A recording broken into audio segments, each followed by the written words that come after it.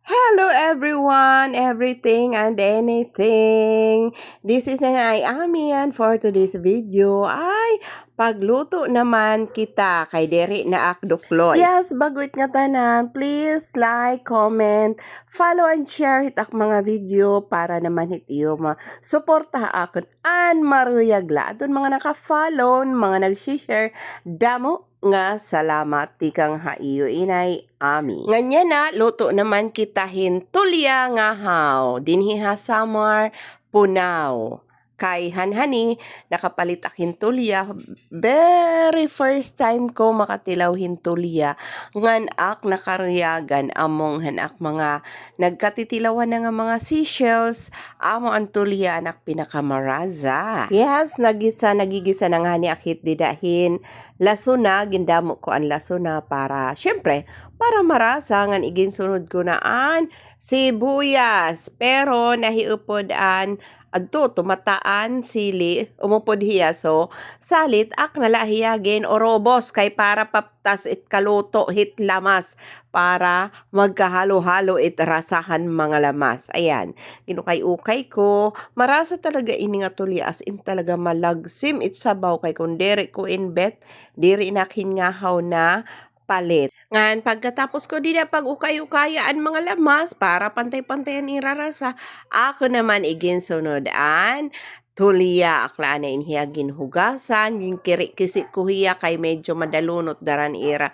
Mga laway, buhi pa manggod talaga inhira nga ak napalit na kadambaldi. So ayan, ukay-ukay, baga-baga akit nag-uukayhin mga takohin madjong dida kay an ka maaringasahan mga shells. Hadun mga nag-message ngayon haak, mga sangkay, ang mga nakakakilala haak, mga nag-message about hanak post, hananidang sunod-sunod nga ak mga post.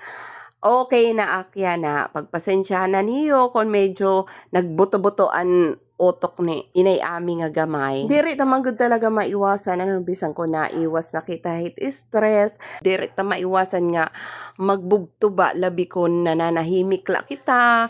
Aram naton waray kita nasasagasaan nga tawo. Baa makurigad basta labi kon anak na it nahidadabi nga. Kun waray aram, kun diri maaram ano kun ano it nahinadabo. Diri na lang magginakan ano, diri na lang magginakan. Total wara ka man aram, okay na la. Anyway, kung totoo sinuray ka man ambag, di ba? Waray ka ambag, waray ka kuan. So amo iton na nagkukuan na liwat ak. So amo iton pagpasensyahan niyo na hiinay ami. Batasan nito sa katao talaga natuod ak. Depende het im nakakaistorya. Depende het im nakakaatubang, di ba?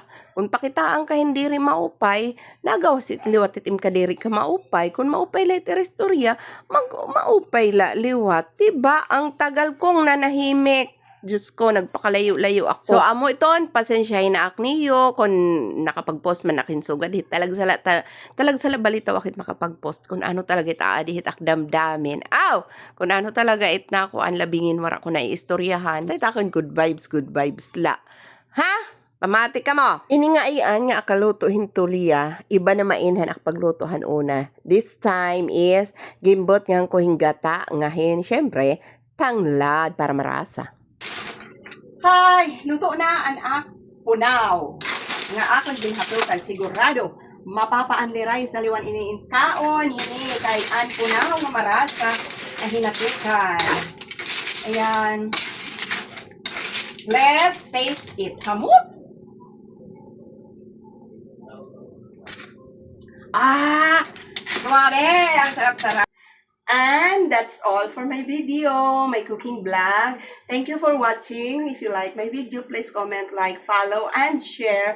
This is Inay Ami.